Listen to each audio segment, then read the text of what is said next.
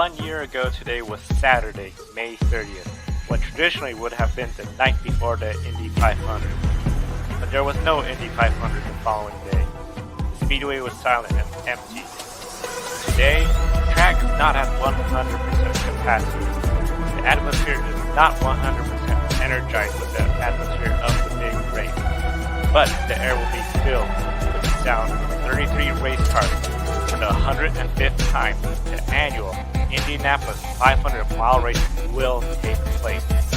For 33 drivers, the opportunity to win Indy 500 in May. And for only the third time following 1919 and 1946, the race will start the third era of consecutive Indy 500 in May. Distinguished guests, welcome to the Indianapolis 500-mile pre-race show. Hello, everyone. Welcome to Grid Live pre-race coverage of the 105th running of the Indianapolis 500. Terrific lineup, and of course, the race today. Super excited. With us today, we have Kobe Lambert from the podium finish, Ben Schneider, and Dan Zeri from Racers, the girls behind the helmet. We invite everyone to join the discussion in the chat room, and be sure to share who do you think will win the Indianapolis 500 race. We do want to acknowledge the passing of Jason Despasquier this morning. Jason was involved in a serious Q2 crash during Moto3 qualifying yesterday. Moto3 is 2 steps away from MotoGP, with Moto2 between the two. He was flown to Florence Hospital, underwent overnight surgery, but succumbed to injury this morning.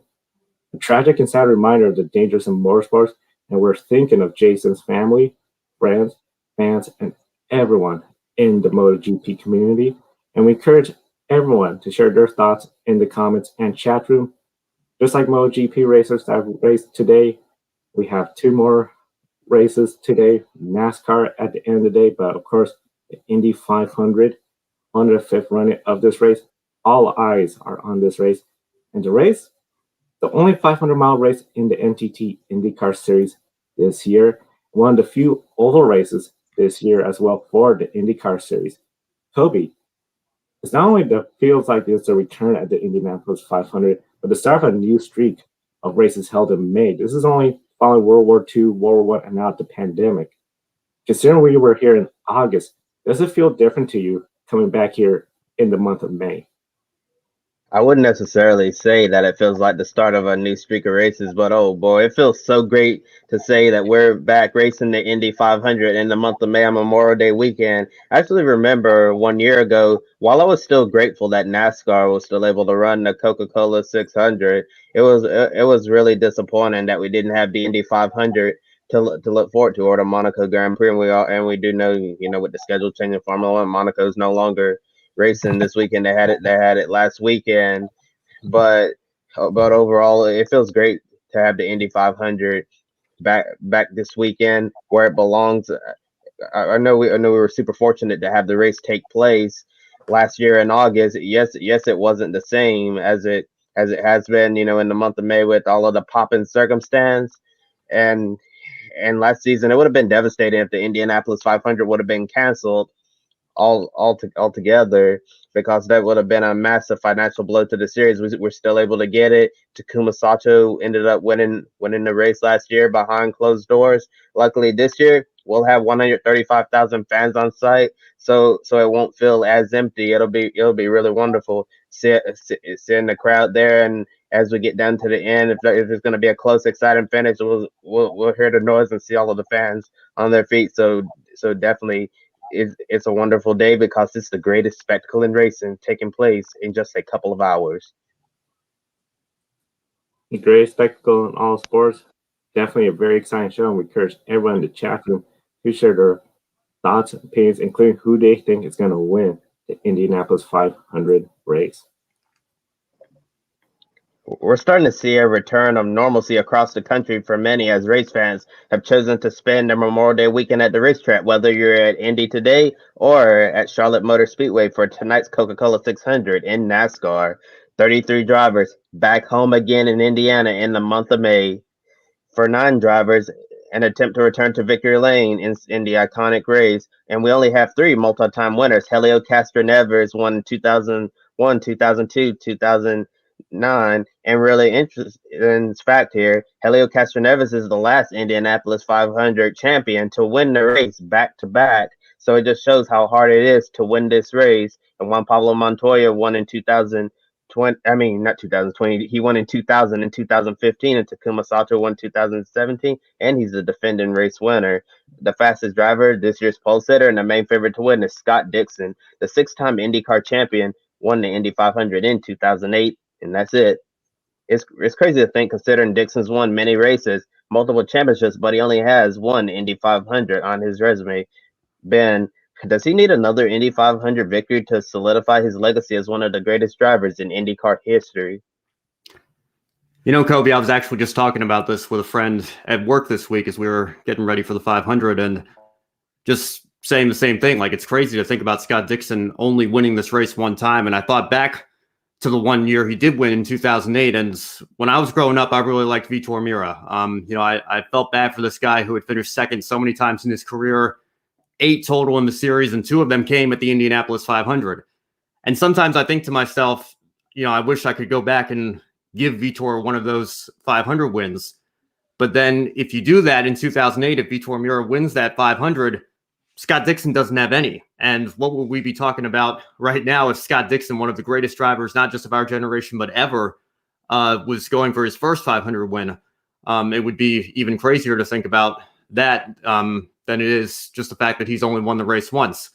Now, in terms of does he need a second 500 to solidify himself as one of the greatest ever, I don't think he does. You see it on the screen right there. He's already won 50 races and just over 300 starts. It's almost exactly a 1 out of 6 rate there. So he's an incredible talent and one of the series best of all time. And I'll also remind people that there's another famous driver. You may have heard of him. His name is Mario Andretti.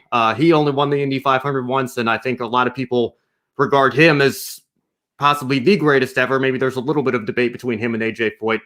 But, if Mario can get by on only having one 500 win and all the other accolades that he has in his career, I think Scott Dixon will be just fine. Yes, I agree with you. I think he'll be just fine. Yes, another Indy 500 victory can't hurt, but I think Dixon has really accomplished so much in his career, and at the end of the day, he's not just going to be one of the greatest drivers in IndyCar history, but he could be in the conversation as one of the greatest drivers ever to be a race car driver. And Dixon has been fast all month long, ridiculously fast during Carb Day, and race trend 228 miles per hour with race boost, which is absolutely crazy. Nobody was even close to matching that. And starting on the row 1 alongside him is Colton Herta, Rinus VeeKay. Behind him, 10 other rows. The last row consists of Sage Karam. Interesting fact, 3rd consecutive year, he's starting 31st and 4th overall. And we also have a Penske car and a Penske affiliated car alongside Karam's number 24 Chevrolet for Dreyer Reinbold. Will Power starting 32nd, and Simona Di Silvestro for Pareto Autosport starting dead last in 33rd. Simona was on the edge bump day trying to restart the streak of female racers at the Indianapolis 500. She made the show, but unfortunate for Simona, nobody has ever won this race from the last row. Daniel, for all the fans that they're not familiar with Simona Di Silvestro's career, what can you tell us about her racing background? Well, Simona is really, really important driver for women in motorsport. I would say that in Europe, we considered her probably one of the most interesting prospects for the next female driver in Formula One. I remember her when she was racing back in the Atlantic Championship, where she was 3rd in 2009, I think. And then went on to debut in IndyCar 1 year later. Then in 2014, she came back to Europe because she thought really that she would have made the grid in Formula One, her big dream. And actually, Sauber Formula One team gave her a kind of an opportunity. She was the Formula One test driver for the team. She did complete some testing days. And ironically, I also have a piece of her car here in my office, of her bodywork that she used in one of the tests in Valencia and in Italy, also in the Sauber. Then, of course, she had a problem with sponsors, which is something that often is the case for drivers that try to break it big in Formula One. Unfortunately, it's still very much a sport where talent alone doesn't grant you a spot on the grid. And so she was back she had a stint in Formula E. So it was great to see her at the start of that championship as well. Then she went to switch to GT to GT3 categories. She also did a 24-hour of Daytona race. Went to Australia for the Supercars Championship, another massively important championship worldwide. Then had some more races in IndyCar. Now she's a works driver for Porsche, both in GT3 in Germany and also in the Formula E as a reserve driver. So definitely I would say that Simona Di Silvestri is one of those drivers that deserve one of the most important races like the Indy 500. And actually her starting today in the Indy 500 is also important, as we've read in the last couple of days in many different articles. It's important for representation because, of course, the female representation last year was missing. Since many years, we didn't have a female on the grid. And we do know that representation matters. And so having Simona in an all-female team with a female-led with Beth Barretta and her team was really important. So yes, you are right. Nobody has ever won a race from the last row of the grid, but let's see if she can make some positions and finishing in the higher up. I would say the top half of the standings will be a good achievement for this team. Yes, it's really great to see a female driver back on the grid at the Indy 500, and Simona's had quite a diverse career. I remember when she first came to IndyCar at the beginning of the 2000 decade, and then she left, did a little bit of Formula E, racing supercars for several years, and now Porsche factory driver, now back in Indiana for the greatest spectacle in racing. So definitely a lot of eyes are going to be on Simona Di Silvestri today to see how she performs as she tries to come from the last row all the way up to the front. And Sage Karam, a once highly touted young prospect, is looking to win his first Indy 500. He's not a full-time racer, another one-off drive, but we've seen drivers not running for the IndyCar Championship the full season win the Indy 500 before. Now, last driver to do that was Dan Weldon in 2011. Will Power won the race in 2018, starting deep in the field. Penske did not have a good qualifying speed at all, but they looked much better on Carb Day with race speed. Do you expect to see more from Team Penske during the race? I do anticipate seeing more from Team Penske during the race, especially what we saw on Carb Day. Looks like they got that race set up, and that's some of the biggest things you got to look at when it comes to the Indy 500. I think they did push it too much in qualifying, being that far behind, and then Will Power being way in the back. But overall, I do see Penske. They'll be contending, but I think it might be something like we saw last year. I don't see Penske being up towards the front as much as we usually expect. I see them trying. You're going to be looking at them 8th, 9th, 10th midfield, just because those Hondas seem really, really fast overall. And I think the conditions today might play a favor for them. Penske looked good on Carb Day. A lot of things can happen between qualifying and the race. I expect Penske to certainly be better than the last row where Will Power is going to have to be starting from, fighting his way through the field. I don't know that they can win the race, but this is the Indianapolis 500. You've got to expect the unexpected, and they certainly have a shot. I wouldn't count them out entirely. Yes, certainly. I wouldn't count them out entirely as well. And Carb Day was cooler. We have cooler race conditions today. Their car looked really good in those conditions on Friday. So we very well could see Team Penske claw his way to the front, especially if this weather's going to make passing a little more easier. And the 10th row has one full-time racer, Dalton Kellett starting 30th, then 29th, Max Chilton, 28th, Stephen Wilson. And Max Chilton has said time and time again that he's not a fan of oval racing. But the Indy 500 is different with all of the time on track testing in practice. we know he isn't the only one with concerns about high-speed ovals. Roman Grosjean, the ex-Formula One driver who's running part-time for Delcoin Racing with Breakaway Racing, running all of the roads and street courses this year, is sitting out this race. However, he's open to racing at the short oval at Gateway, a lower speed oval later in the summer. And Michael Schumacher, the great Formula One champion, multi-time champion, famously said that the Indianapolis 500 was too dangerous and too risky for him to consider. Daniel, why are a lot of drivers from Europe really hesitant when it comes to those high-speed ovals? Well, I think some years ago there was some kind of cultural thing that we, as a Europeans, we didn't really have that skill set for ovals. I think still today it is a little bit of a difference. Here we have little kids starting out in karting, and there is really no oval racing at all for throughout the junior careers. So it's really difficult for someone like a European background driver going to IndyCar and being straight on pace on an oval where there have a lot of American drivers that have spent all their lives training on also just watching and understanding this kind of racing. So I think this is definitely cultural aspect is definitely something.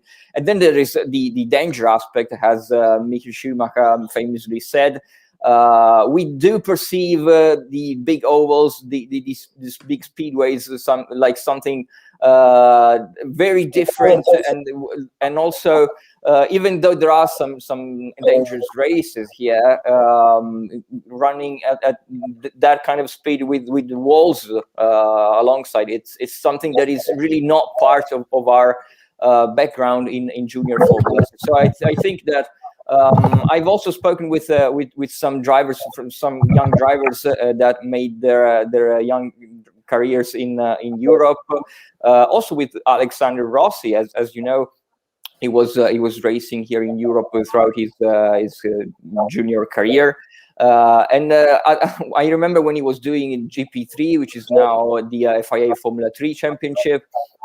He was really not too much looking forward to doing ovals, and now we see him racing there and being one of the big names in IndyCar, and as a Indy 500 champion in 2016. So it's still something that it takes some time to get used to. But I think maybe Grosjean will do some short ovals, and maybe when more European drivers are going to the US, and right now we are seeing IndyCar being considered as not just a plan B like it was some years ago. Now it's very much a plan A for many European drivers. So definitely it's something that will, I think, start to become a little bit more part of the racing DNA, also for drivers based in Europe. You bring up a lot of good points there, and I think with the increased safety in IndyCar, with all of the adjustments they made with the new chassis, and also the addition of the Red Bull aero screen as well, it makes drivers feel more comfortable to race there on the ovals. And I do understand a lot of concerns from Europe about the oval track, especially at these high-speed ovals or the high-bank ovals like Texas Motor Speedway, because the danger level goes up a lot in comparison to racing on a road and street course. And Grosjean, I remember at one point before IndyCar was even on his radar, he said that he would never do an oval race at all, and then never doing an oval race went to I would consider it, but not this year. And like I said, he's considering running the short oval race at Gateway out in the Midwest here in the United States. And if he decides to do that and figure out that this isn't as bad, we could see him at the Indianapolis Motor Speedway next year. And I know Max Chilton's talked about risk management a lot, how we see him run all the road and street courses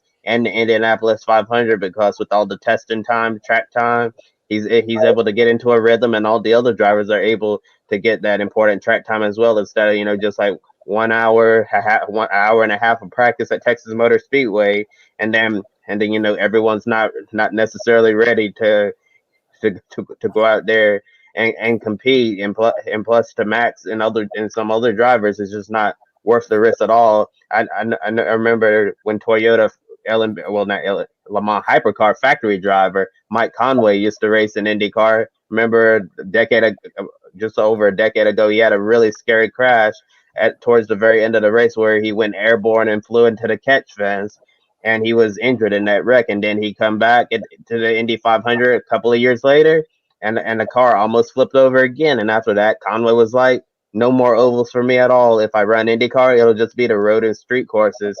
So definitely when drivers are looking at competing in these races, like as Matt Chilton says, they have to look at risk management. Like, is it worth it to me? The risk of Indianapolis is always there. Of course, one of the big things, great risk, great reward, and of course the big reward is getting your name on that Borg Warner trophy. The ninth row, we do have two drivers from France. Both of them have been very successful in open wheel, especially here in the United States. Of course, Simon Pagenaud won the 2019 Indy 500 race. Last race held in May before the pandemic, which of course postponed the race in 2020. And Sebastian Bourdais, last year, his pole sitter, Marco Andretti, he is in the same row with Bourdais and Simon Pagenaud. Of course, Bourdais, long history of success in kart, has come over to the IndyCar Series, has some wins, racing with AJ Floyd at number 14. That will be a really popular win if he was to get AJ Floyd racing a win at Indianapolis. Now, 7 past pole winners in this race for the Indy 500, including Simon Pagenaud. As we mentioned, he is in the 9th row, way towards the back. Some other past pole winners, Tony Kanaan, Hilly Castroneves. Of course, we know he's going for his 4th Indy 500 win. Scott Dixon, who's on the pole again. James Hinchcliffe, Simon Pagenaud, as I mentioned, Ed Carpenter, and of course, Marco Andretti, who is on this row with Simon Pagenaud.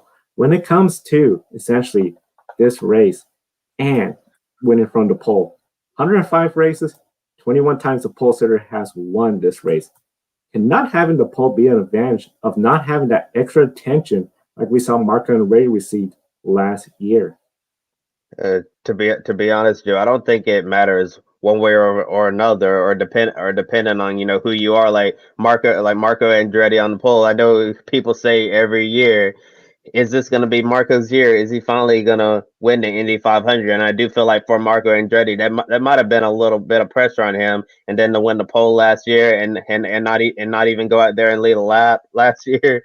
I'm sure that was really disappointing for him and his Andretti Autosport crew. But with Scott Dixon been on the pole, Scott Dixon, he's one of those drivers who's been there, done that many times. And other drivers who are back in the field not on the pole, I don't think not having the pole is gonna play a factor at all.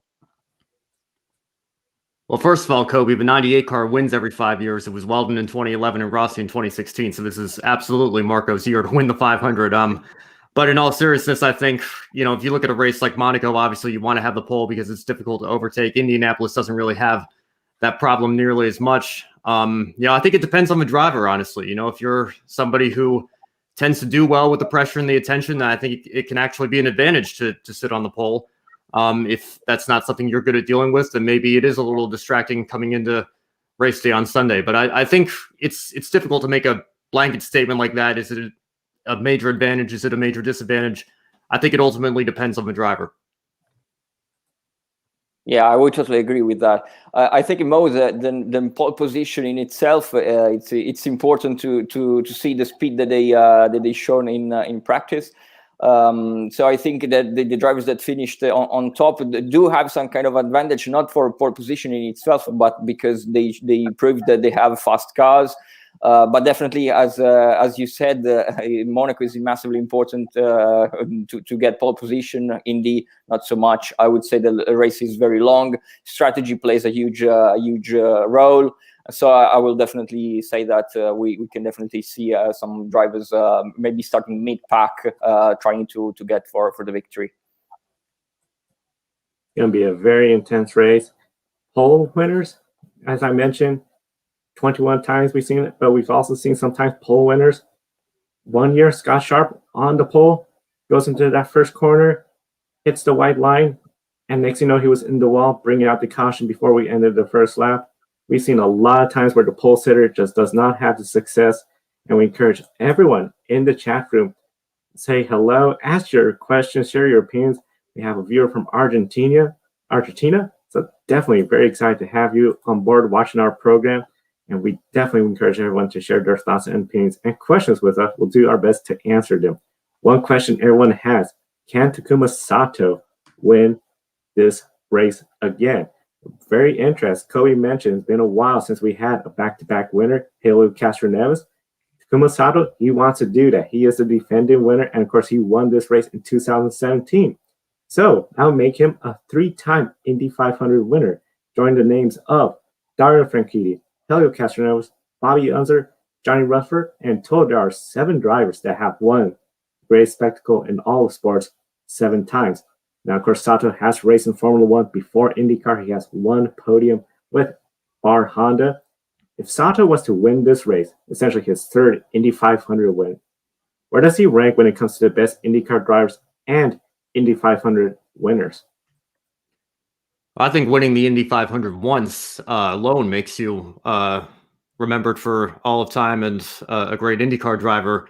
If you have that 1 win alone, I think for Takuma Sato, if he could get his 3rd victory, join a very prestigious list. Only a handful of drivers have won the race 3 times. I think it would do wonders for him, and I think it would certainly add to the amount of prestige that you'd have looking back on his IndyCar Series career.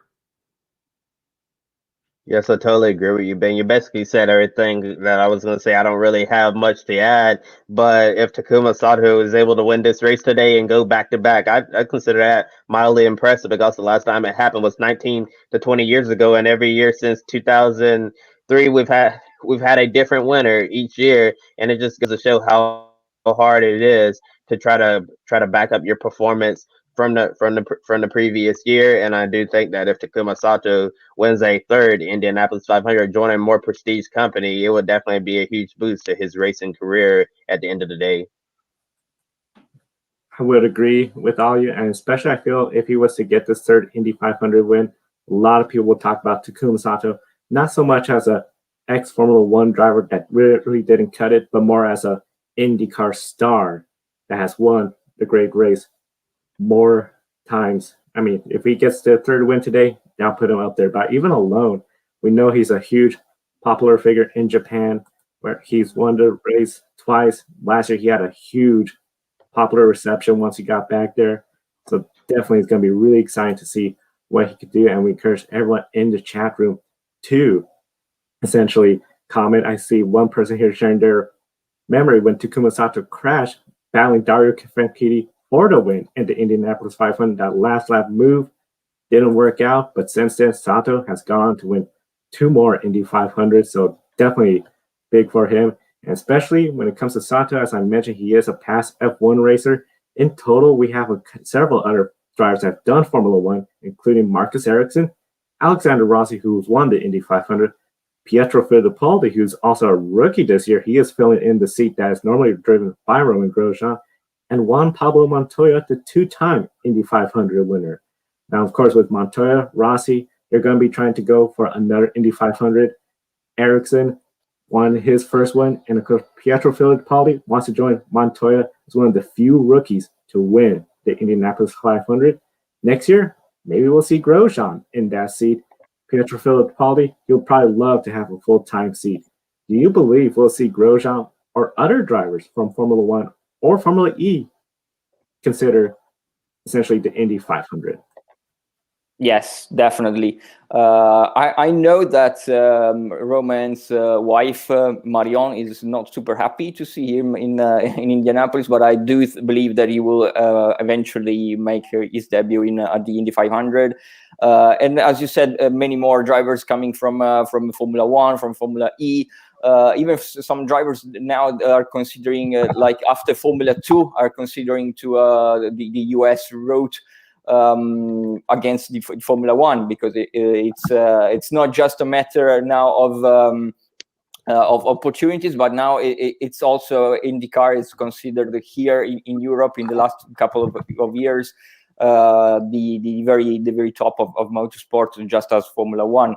So I would say that they are now considering this journey as well, and we will definitely see some very, very talented drivers going for IndyCar, and in the Indy 500 being, of course, the crown on top of this championship, and what really brings a driver to eternity's memory, it's definitely going to be one of the big things, big trends for next year's. I would say yes, Grosjean will make his debut in next year.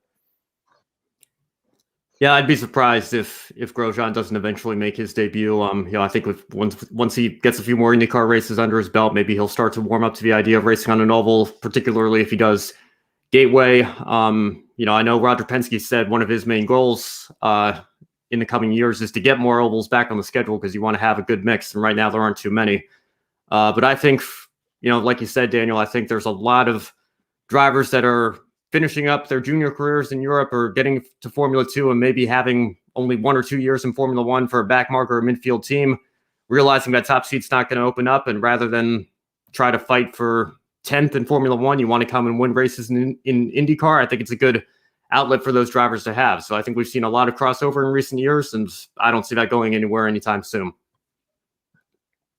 Yes, I'd also be really shocked if we don't see Romain Grosjean compete in the Indy 500 next year. And I think a lot of drivers from Europe are really starting to warm up to the idea of the ovals, especially with all of the safety innovations with the aeroscreen, as I mentioned earlier, and drivers also talking to drivers who are currently in the series from other disciplines, like from Formula 1, Formula E, sports car racing, to see what the experience is like. So definitely, I do think we could see drivers from the series I just mentioned. We could see drivers from Formula E if the schedule is open for them. Drivers from sports car racing, or maybe we could see someone try to double from the NASCAR world. Maybe we could see Kurt Busch give it another go. I know Kyle Busch had a deal lined up a few years ago, but it wasn't meant to be. Or people have also touted the fact of someone like Kyle Larson at the Indianapolis 500. So it would definitely be really exciting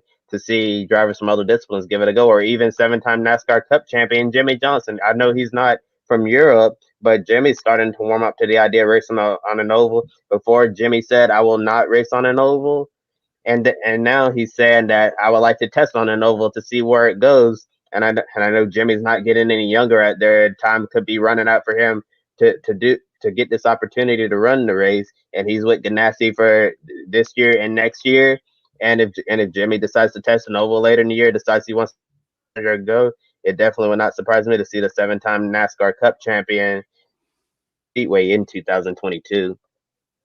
Yeah, just quickly following up on what Ben said, that a Formula 1 driver would rather prefer going to IndyCar and being competitive there compared to being a midfield in some car that you can't really do great stuff in. I remember having a chat with Alex Rossi, and when he was already in IndyCar, and he. I would say that I'm not super sure if I can share, but he had an offer for Formula 1 to come back to Formula 1 after that, and he said no because he had finally realized after many years spent in Europe trying to chase that Formula 1 dream. He did make some races in Formula 1, namely 5 races at the. With the former Marussia Formula 1 team. And then he had realized that in IndyCar he had the opportunity to be competitive week in and week out. So he said no to a Formula 1 team that basically no junior driver would ever even think about doing something like that. But when he saw that in IndyCar he had the opportunity to be right up there every weekend, he said, okay, that's what I'm gonna do. Formula 1. Why should I be going there to fight for a P14 every weekend when I'm lucky I'll be like maybe P12? Why should I be preferring that to fighting for victories in IndyCar? And that's what he's doing. I think he did the perfect choice. And while we're talking about drivers like Romain Grosjean, who's running the road and street courses this year, the driver who's replacing him on the ovals, Pietro Fittipaldi in that number 51 Honda, And at the beginning of the month of May, it seemed like Pietro Fittipaldi might be in trouble of missing the show because that car wasn't fast at all. And then come qualifying day, Pietro Fittipaldi put up an excellent lap, which really shocked everyone. And those Doak-Horton racing cars really seemed to have figured something out at the very last moment in terms of speed. And Pietro could have a fair chance of winning the Indy 500 on debut. You just mentioned Alexander Rossi. He was able to win the race on fumes in his Indy 500 debut, so it's certainly possible we could see a rookie win this race. And this year, just like last year, Hondas are fast up front, and only Ed Carpenter Racing seems to have the speed to keep up with them. And they're led by Rinus VeeKay, who's starting on the front row, coming off a win at the Indy Road Course. Do you think Rinus VeeKay is a legitimate contender for the Indy 500 win? I think so. He's starting on the front row. I think Ed Carpenter Racing, we've always shown that they've had speed at the Indianapolis 500 in qualifying. Ed Carpenter sat on the pole a couple times himself. So, VK's definitely got the car. I know he's young, but like you said, Kobe, Rossi won on debut. It's happened before. I think VK is certainly going to be up in the mix to win this race today. I too see VK being a contender to win the race. One of the big things, he has a fast car, experience from Ed Carpenter Racing. So overall, I don't see why he couldn't win the race. The big thing, keep the car in one piece, finish the race, don't make any mistakes, avoid that outside wall. He'll be up there and towards the front. Yes, and we've seen Rinus VeeKay make a few mistakes before on ovals. I remember his very first IndyCar race last year. He had a really rough time. I believe he crashed in practice and then crashed during the race in his IndyCar debut last year at Texas Motor Speedway. And then when we had testing last month, he had a hard crash and ended up breaking his thumb, I believe, during testing at the Indianapolis Motor Speedway. But like any young driver, every driver makes mistakes and learns from it. It seems like Rinus VeeKay is definitely learning from all of his mistakes. Won the Indy Road Course in grand fashion. Beat Roman Grosjean. Really impressive for Rinus to go out there and take the fight to a former Formula One driver coming up from the road to Indy ladder system. Really impressive for several years there. And I do think that Rinus VeeKay looks really good this month, and he could be a contender for the win. And one driver up there as one of the main favorites with Scott Dixon has to be Colton Herta. So much talk about him this year. He has a win starting second on the front row, and there has also been talk about him having the obvious Formula One level talent after he completely stomped the field on the streets of St. Pete at the Firestone Grand Prix. But recently, he chose to re-sign with Andretti Autosport, so Formula One is likely off the table for now. And like it was said earlier, why would you want to compete for 14 in a Formula One race when you can go out here and compete for wins and championships in the NTT IndyCar Series? So I don't really see Colton Herta going to Formula One unless he gets a seat at Mercedes, Red Bull, Ferrari, or even McLaren. Really strong right now. So imagine at the end of the race, lap 200, checkered flag, Colton Herta wins the Indy 500, only 21 years old. Would that potential race victory send a message worldwide? Yeah, I do agree with you. It would certainly send that message worldwide. But we've seen also many drivers, very competitive drivers, previously in IndyCar. Also, Scott Dixon, for example, he definitely, I think, would have been a great talent for Formula One. I think he also tested for Formula One. It was a test driver back in the 90s. So I think there have been so great talents in IndyCar that didn't make the switch to Formula One, but now they are considered legends of contemporary motorsport, and not necessarily they will have to make a Formula One start to be right up there in the greatest drivers of all time. So I would say that surely Colton Herta. Now it's really interesting also to see them the battles in between the Andretti team with him and Alex Rossi to compete for who is the team leader, for example. But I would say that a lot depends on the team, as you said. of course, if you have an offer from Mercedes or Red Bull or Ferrari or a team like that, you would definitely consider it. But why considering a team that can at best score points when you're going for victories in IndyCar? So I would say a lot depends on teams, on the teams that you have the most connections to, because a lot comes down to that. But I wouldn't say that if Colton Herta goes on to win the big race this weekend and is not then considered for a Formula One seat, he can surely still be considered among the most important drivers of our generation. Yeah, I totally agree with that. I don't have too much to add. I think Herta winning this race would certainly send a message worldwide and certainly make headlines and storylines worldwide. I've been one of the biggest proponents for saying, if you want to grow the sport of Formula One in America, let's just say having an American driver on the grid certainly wouldn't hurt. But, like we've been talking about, Colton Herta's had an opportunity with the team he's at right now in IndyCar, the position he's in right now in IndyCar, to go out and win races and compete for championships. It's very unlikely that Toto Wolff is going to be giving him a call at the end of the season should Lewis Hamilton decide he's won 8 world titles, he's had enough, and there'll be an open seat at Mercedes. That would be awesome and epic, and I think if that were to happen, Herta should definitely consider it. But if we're being realistic, that's very unlikely. So, for Colton Herta, I think Formula One's probably off the table for at least a couple of years. We'll see where his IndyCar career goes, but in terms of strictly speaking today, I think winning the race would certainly do wonders for him. Yes, it would definitely do wonders. And along with Rinus VeeKay and Colton Herta, we also have Pato O'Ward, who won his very first IndyCar race earlier this month, the second race in the doubleheader weekend at Texas Motor Speedway. So he has another win under his belt. These 3 drivers have all won this year, along with the young Spaniard Alex Palou.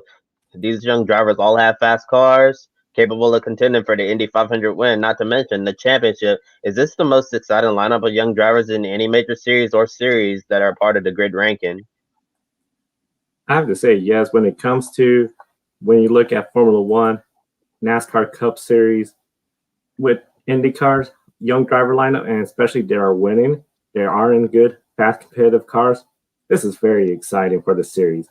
I mean, we could have years of rivalries, battles between Colton Herta, Rinus VeeKay, Pato O'Ward up there. If Alex Palou, if he is essentially the lead driver role, assuming that Scott Dixon sometime in the future retires, those 3 names are going to really bring people out there. You have a young American up there battling against a young Mexican driver, 2 European racers.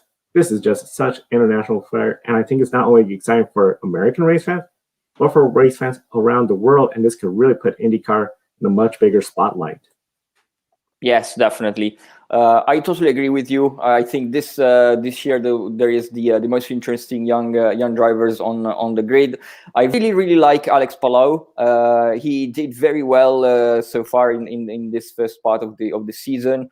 I really liked him when he was racing in Japan in Super Formula.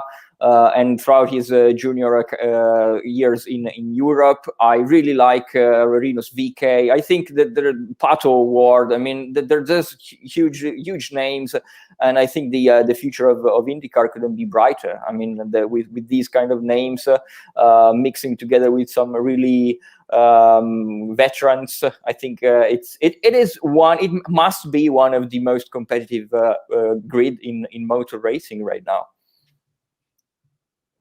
Yes, I do think that the future is really bright in IndyCar with all of these young guns in here. VeeKay, Herta, O'Ward, Palou.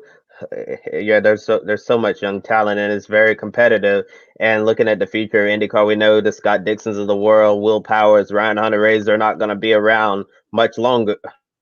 So it's great that when they decide to walk away from the sport, we'll have a lot of young fiery drivers ready to take their place and carry the sport moving forward. And I'm really surprised that nobody brought up another, I guess you can consider, young driver, Scott McLaughlin. I'm sure if we had our supercars expert Adam on the program today, he would have definitely brought up Scott McLaughlin. And he's a rookie this year in the IndyCar Series, 3-time champion down under in supercars, and still young at 27 years old. But compared to VeeKay, Herta, O'Ward, and Palou, the oldest born in 1993. Where does Scott McLaughlin rank alongside the young racers in IndyCar?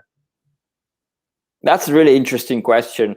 I would say that I was a little bit surprised by his first races in IndyCar.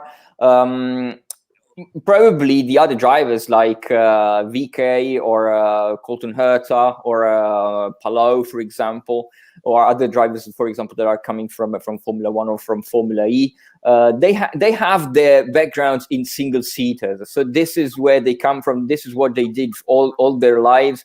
And so they are stepping up to IndyCar and we did expect them to be competitive straight away. So with McLaughlin, I would say that I was very impressed with doing some really different stuff like supercars in Australia.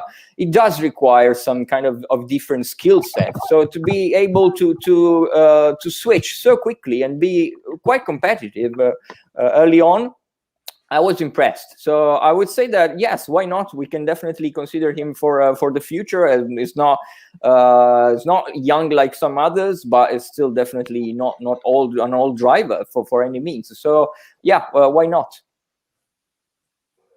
When it comes to Scott McLaughlin, you bring up a lot of great points, especially coming from touring cars, very similar to stock cars that we see here in the United States. He comes into IndyCar, of course. Last year, he did a lot of the iRacing challenges, looked really good. Of course, a lot of people will say, well, that's iRacing. But for fans that especially follow the grid ranking, they know Scott McLaughlin has been one of the best drivers year after year, scoring in the top 10 year after year. So seeing his performance this year, he is a rookie. Some of those rookie mistakes we saw especially at St. Pete's last year in the season finale where he crashed out. But this year, he's really showing his progress, and especially Texas, second place to Scott Dixon, leading the Penske effort there. That really made a statement. I do see him being a potential, and he's with Penske. They'll have the best equipment out there. May not be the fastest today, but he's carrying that yellow Pennzoil submarine livery, which is very iconic at IndyCar and Indianapolis Motor Speedway. If he has a good race, he is definitely up there with the young guns of the IndyCar series. I think overall Scott McLaughlin is going to end up having a great career in IndyCar. I'm making a bold prediction here for the future, but I think at some point Scott McLaughlin is going to be an IndyCar champion, and he's going to be a winner of the Indianapolis 500 at some point in his career. It just blew my mind how well he ran at Texas, his very first oval race.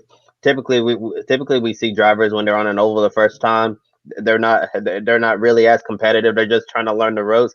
But he was up there challenging Scott Dixon for the win in the first race during the Texas doubleheader weekend earlier this month, and it just shows how talented Scott McLaughlin. You brought up good points, Daniel, about supercars and open wheel in the Indy cars. It takes completely different driving styles, and we've seen time and time again when drivers try to go to different disciplines where it requires a different mindset, different driving style, they don't typically perform well at all. We saw when Dario Franchitti, the great IndyCar driver, when he switched to NASCAR for a while, it didn't work out at all. He couldn't figure out how to drive the stock car the same way he drove the IndyCar. He ended up leaving NASCAR early after some sponsorship deals fell through. Went back to the Indy 500 IndyCar, won the greatest spectacle in racing, just like he never left. So it just shows how talented Scott McLaughlin is. Being able to come from the heavy supercar requires that different driving style, lots of contact at times, and now going to IndyCar where you don't want to have contact at all, or if you make contact, your race is going to be over. Now taking a look at the weather temperatures for today, whether it's going to be in the 60s right there. It looks like it's going to be a really nice day in the state of Indiana, the Hoosier State. Cooler temperatures for this year's race could be very favorable for more passing with this aero package. I know it's really crazy. I know before we went on air, I was talking about this package and how in a way it's similar to the NASCAR low horsepower, high downforce package, where it really thrives in these cooler conditions and hot weather. Likely mean track position would be really important, like we saw last year, because the heat makes passing more difficult. But for all of the people who are looking for a potentially exciting race, today's weather forecast could provide that opportunity. Do you think this weather is going to play an advantage to Chevrolet since they've been down on horsepower this month compared to Honda? For Chevrolet, I do see this being an advantage. Of course, the track temperature will be a little bit higher with the heat being absorbed by the pavement there. But the big thing is you're going to have a lot more passing, a lot more air. I feel that's going to be something where for the Chevrolets, that's going to be a huge, huge equalizer with them and the Hondas. The Hondas, they're still going to be up towards the front. But unlike last year where it was really hot, the Chevrolets were down on power and they were just not making progress. This year, a little bit cooler.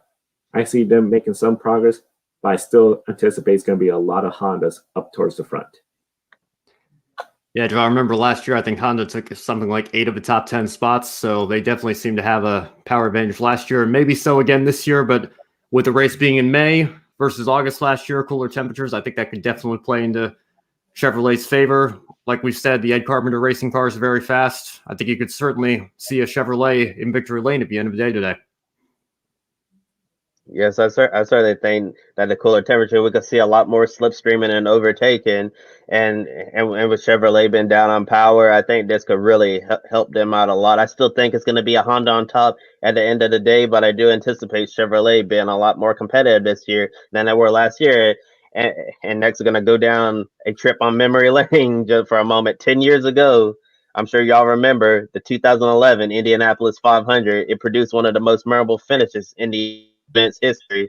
A then 23-year-old J.R. Hildebrand was leading the race on the final lap, heading into the final corner, about to score a life-changing victory for himself and Panther Racing, until he tried to lap Charlie Kimball and crashed into the wall in turn 4. Dan Weldon came down the front stretch, passing a damaged Hildebrand, still the victory for Brian Herta's number 98 team in such a thrilling finish.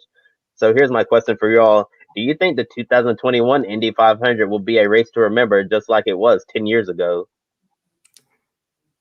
Yeah, well, I see we got that chat comment there. I think Penske drivers in particular, because Roger has both teams in both IndyCar and NASCAR, I think they could certainly be good candidates from a double. Kobe, to answer your question, I think it's very simple. The fans are back. I know it's not quite a packed house, but we've got 135,000 strong, the Indianapolis 500 today, and that alone is going to make it a much better environment for the race this year. I think you're going to see a very memorable Indianapolis 500 today. I completely agree, and I was just about to mention that it will be memorable because even just for the thing that we are trying to get back a little bit to normality. So yes, we all hope that it will be a race to remember. A race to remember, and for our fans, especially this fan from Indonesia watching us, thank you for watching our program. Be sure to get some sleep and coffee before the Indy 500. Don't want to miss this race. I do see this being a memorable race.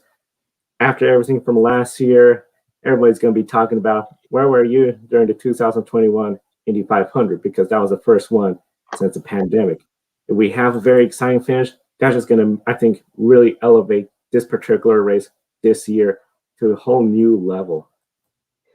Yeah, to respond to the fan comment about Brad Keselowski doing the double, Brad Keselowski's future with Team Penske and NASCAR is really up in the air now, especially with reporting that he could become an owner driver in the Cup Series, joining forces with Roush Fenway Racing. So definitely we don't know what the future holds for Brad Keselowski with Team Penske in NASCAR, but it's definitely up in the air at the moment. You definitely want to make sure you get your sleep, snacks, and coffee before the race starts, because this is definitely a race that you do not want to miss. And I think with the weather set on it the way it is, with the aero package, really liking these cooler weather conditions, open up opportunities for more overtaking. Maybe we could see an exciting finish like we saw in 2019 between Simon Pagenaud and Alexander Rossi. And I do think that all of the ingredients are setting up for a potential race to remember with the 2021 Indianapolis 500. And with that, time for pick a winner. Everyone in the chat room, start telling us, who do you think is going to win the Indy 500? Try to get on our leaderboard. Our leaderboard will be displayed Monday during Grid Life wrap-up with the latest standings.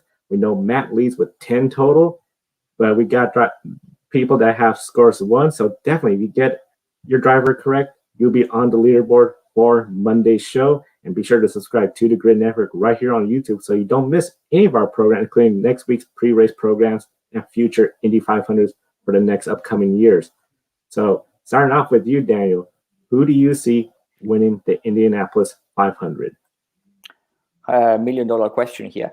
I would say, well, the heart would say Alex Rossi, just because it's a good friend. But I would say VK. VK is a good pick. I think I'm going to go with the Pulsar. I'm going to go with Scott Dixon, getting number 2. I've got to agree with both of you. You know, I've followed Alexander Rossi from before IndyCar was even a thought for him, trying to become the first American on Formula One grid since Scott Speed, and eventually getting there, and was ecstatic to see him win the race in 16. I'd love for him to get his second, but Joe, ultimately, I think I'm going to go with you. And people have said it's Scott Dixon versus the field this year, and I'm going to go with Dixon. I guess we're gonna fall in the same line here, because I'm going with Scott Dixon as well, winning the race. We saw he dominated this race last year, but at the end of the day, it was Takuma Sato who was able to be up front when that final caution flew, when Spencer Pigot had that scary crash on the front stretch. So I think Scott Dixon's gonna get the one that got away last year, and he's gonna win the 2021 Indianapolis 500-mile race. And from the chat room, we have one person that's going with Alex Palou. Been a favorite driver since Alex Palou was in Super Formulas in Japan. So definitely very exciting to see everyone's picks or pick a winner. I know we had another person comment that they're just hoping for a good, safe race, no serious crashes, which brought up another comment about the year Scott Dixon had a fast vehicle but made contact with Jay Howard, had that really scary crash at the Indianapolis 500. Definitely we're hoping for a safe race for everyone, and we definitely encourage everyone to still have some time to share your pick for pick a winner. Definitely we want to thank everyone for watching. Be sure to subscribe to us right here on YouTube. We'll be on the air tomorrow to recap the Indy 500 as well as NASCAR and MotoGP race, plus the latest from MotoGP during the sad news that came out today. We encourage everyone to be sure to follow us on social media, Facebook, TikTok, Twitter at Grid Ranking and Grid_WML. And be sure to visit Publis, link in the video description, 10% discount for Grid Network viewers. Portion of your sales goes towards helping homeless, sick, and rescue dogs. And of course, keep us on the air, our Patreons. We have 3 Patreons. We've gained more Patreons this month. We've gained more subscribers this month. You sign up, you get our annual report for 2020. You're also going to get our 2021 annual report. So definitely, we encourage everyone to invest in the Grid Network. We're very transparent with how your money is being invested to improve the Grid Network year after year, month after month, week after week on the air. So definitely very exciting time for the Grid Network. Very exciting day for all race fans with the Indianapolis 500. From Daniel with Racers, the girls behind the helmet, Ben and Kobe from the podium finish. I'm Joe. Thank you for watching. Enjoy the races and enjoy especially the 105th run of the Indianapolis 500. Joe Samaniego here. Want to invite you to go check out Publis. Publis is a dog clothing and accessory company based in Austria. 10% of each of your purchases goes to helping dogs in need, whether it's homeless, sick, or ill dogs. This is one of the reasons why we support it. Kiska here is a rescue dog from rural Alaska and our Grid office dog. We care about our furry buddies, and we know you do as well. Definitely check out Publis.com. There's a link on the video description, and by clicking on that link, you get a 10% discount on your purchase as well.